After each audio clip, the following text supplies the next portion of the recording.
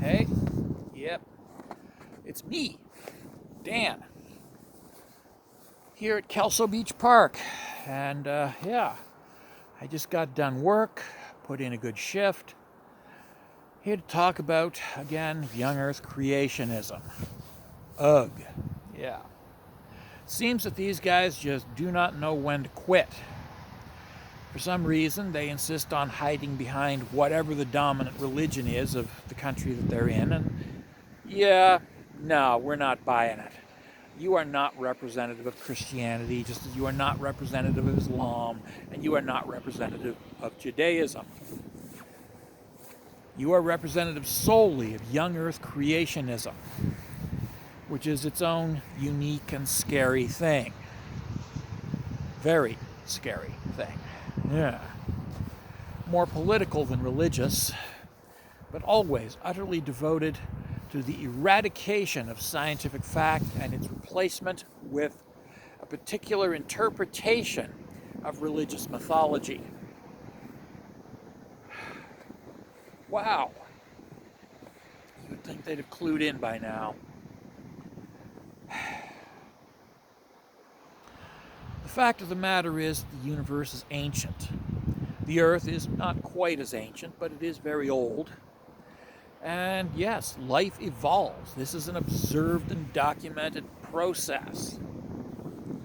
Living things evolve, not as individuals, but as populations.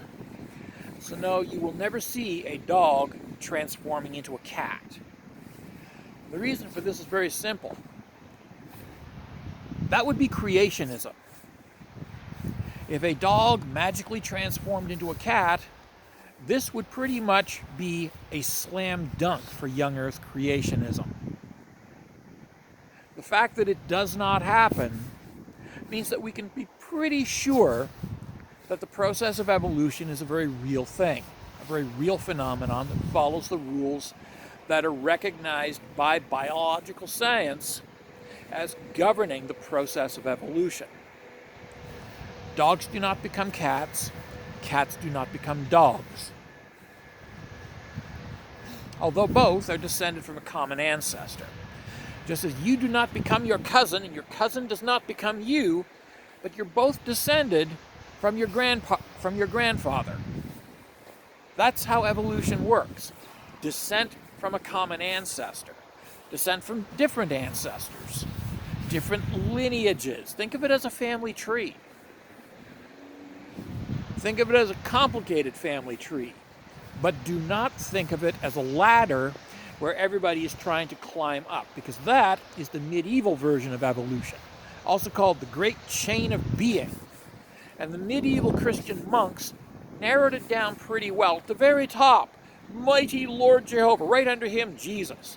Then the angels, and then the saints, and then the popes, and then the kings, and then the dukes, and then the earls, and then the barons, and then the peasants.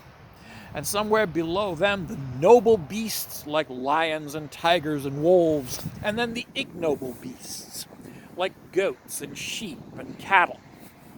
And then below them, rats, and below them, worms, and below them, lawyers, and below them, well, there was nothing below lawyers, which proves that they were on the right track. Thank you. But that was evolution as it was understood by the medieval monks. The medieval Christian church 1,000 years ago, because they recognized evolution, but they called it the Great Chain of Being, as I said. The Great Chain of Being. And it was a ladder, everybody striving upward, plants striving to become animals, animals striving to become higher animals, still higher animals striving to become people, and people striving to become greater people, until they achieved sainthood. And then from there you could become an angel, but you could never become Jesus.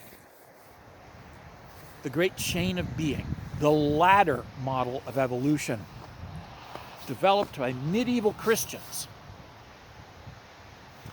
Funny how that works, don't you think? I think it is. In any case, yeah, we now no longer think of a ladder, a great chain of being. We think of a tree, or rather, a complicated bush, a thorn bush. A complicated thorn bush. with multiple branches going off in all directions, but converging on a central trunk, which is the origin of life. Ta-da! Simple and to the point. And you'll notice that the origin of life is not the origin of humanity. It is not even the origin of mammals. It is not even the origin of vertebrates. It is the origin of single-celled creatures, and even pre-cellular creatures that didn't even have cells, but they were alive, but they hadn't yet developed cells.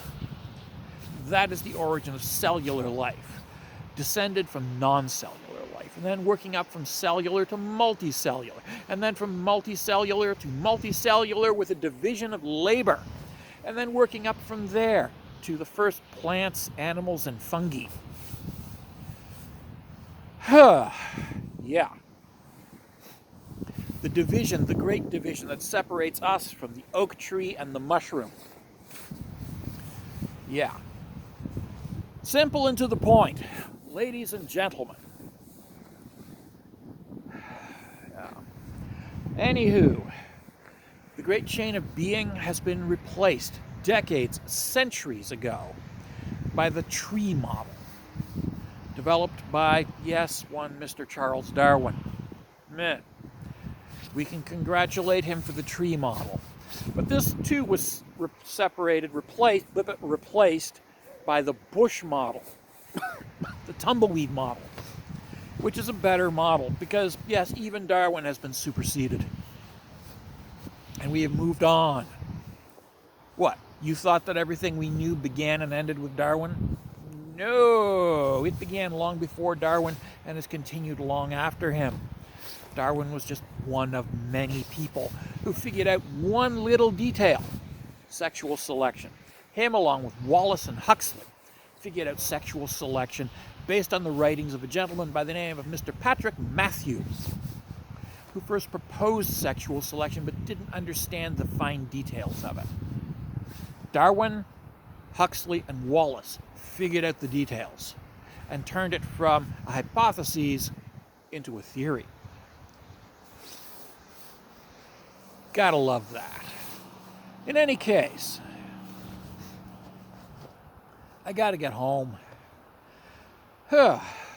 All you good people and not so good people, take care, be well, stay safe.